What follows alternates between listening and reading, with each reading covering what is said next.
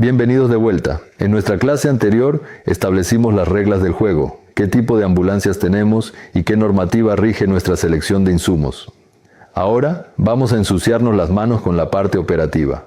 Vamos a ver cómo calculamos lo que necesitamos, cómo lo compramos, cómo lo guardamos en un vehículo en movimiento y cómo desechamos lo que sobra.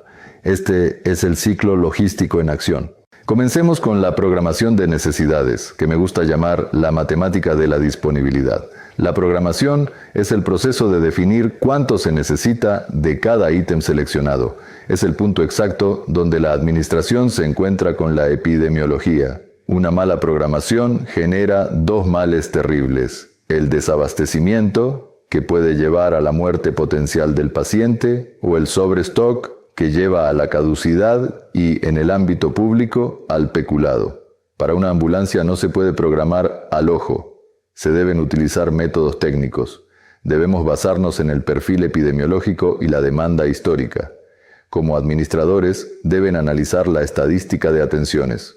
Si los datos del SU 911 y del MSP indican que en la zona 3, digamos Ambato o Riobamba, la incidencia de trauma por accidentes de tránsito es un 30% superior a la media nacional, la programación de insumos de trauma, apósitos, lactato de Ringer, férulas, debe incrementarse proporcionalmente en esas unidades. También realizamos el análisis de consumo histórico, revisando los descargos de la hoja 002 de los últimos 6 a 12 meses. Cada ambulancia debe tener una parrilla o listado de stock definido con niveles de alerta. Primero, el stock mínimo o punto de reorden, que es la cantidad crítica que obliga a una reposición inmediata.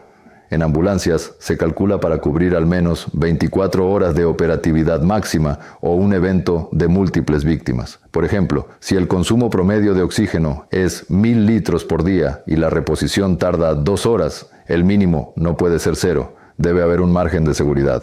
Luego tenemos el stock máximo, limitado por el espacio físico de los gabinetes y la capacidad de rotación antes de la caducidad.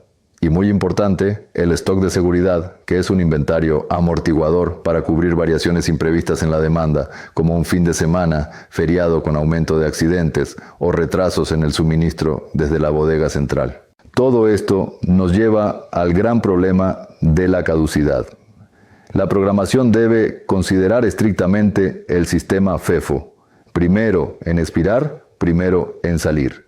Informes de Contraloría han detectado glosas millonarias por medicamentos caducados en bodegas. En la ambulancia, esto se evita programando cantidades ajustadas a la rotación real. Es preferible reabastecer la ambulancia semanalmente desde la bodega central que cargarla para un mes y tener productos caducando en los cajones. Pasemos ahora a la adquisición y la normativa de compras públicas del CERCOP. Aunque ustedes como personal operativo rara vez firman los contratos finales, su rol técnico es indispensable en la fase precontractual. En Ecuador, toda compra con fondos públicos se rige por la Ley Orgánica del Sistema Nacional de Contratación Pública. El abastecimiento de la farmacia que surte a las ambulancias se realiza mediante varios mecanismos. El principal es la subasta inversa corporativa de medicamentos, SICM, donde el CERCOP selecciona proveedores y fija precios para fármacos del CNMV. La ventaja es la estandarización y precios bajos, pero la desventaja es que a menudo gana el proveedor más barato, lo que a veces compromete la calidad percibida, como esas agujas que pierden el filo o ampollas difíciles de romper. También existe la subasta inversa electrónica, CIE, para dispositivos médicos no catalogados, donde los proveedores pujan hacia la baja. Aquí su rol como tecnólogos es vital. Deben definir las especificaciones técnicas. Si ustedes no especifican collarín radiotransparente, el proveedor puede entregar uno con remaches metálicos que interfieran en los rayos X, cumpliendo el contrato legalmente, pero afectando gravemente su operación. Para compras menores y urgentes existe la ínfima cuantía, ideal para la logística hormiga. Y en crisis sanitarias, como la declarada en 2024 a 2025 por desabastecimiento, se usa el régimen de emergencia, que permite compras directas y rápidas, aunque históricamente ha sido un foco de corrupción auditado por Contraloría. Recuerden que la calidad de lo que se compra depende de lo que se pide en los TDR, términos de referencia, y de una correcta recepción técnica, donde se valide que no les entreguen insumos con fecha de caducidad corta. Una vez adquirido el insumo, llegamos al almacenamiento y conservación en unidades móviles. El almacenamiento en una ambulancia desafía todas las normas de las buenas prácticas de almacenamiento convencionales porque es un espacio reducido, sujeto a vibración constante, fuerzas G por aceleración y frenado y fluctuaciones térmicas extremas. El Acuerdo 00030-2020 exige un diseño interior seguro. Todo insumo debe estar anclado. Un tanque de oxígeno suelto o un monitor mal fijado se convierten en proyectiles mortales en caso de colisión. Además, debemos aplicar una zonificación funcional que siga la lógica de atención A, B, C, D, E del trauma. Zona A en la cabecera para vía aérea, zona B para ventilación y zona C en los laterales para circulación. Un aspecto crítico es la cadena de frío en movimiento. La gestión de termolábiles como oxitocina, insulina o rocuronio es vital. Las ambulancias tipo C deben tener neveras portátiles activas o pasivas validadas, manteniendo un rango de seguridad de más 2 grados Celsius a más 8 grados Celsius. Ustedes deben monitorear esto con un termómetro de máximas y mínimas. Si hay ruptura de cadena, es decir, si supera los 8 grados Celsius, común en la costa si la ambulancia queda al sol, o baja de 2 grados Celsius, los fármacos deben ir a cuarentena. Usar oxitocina degradada en una hemorragia posparto es una negligencia grave. Además, hay que controlar condiciones como la humedad que daña etiquetas y la vibración que puede microfracturar ampollas de vidrio.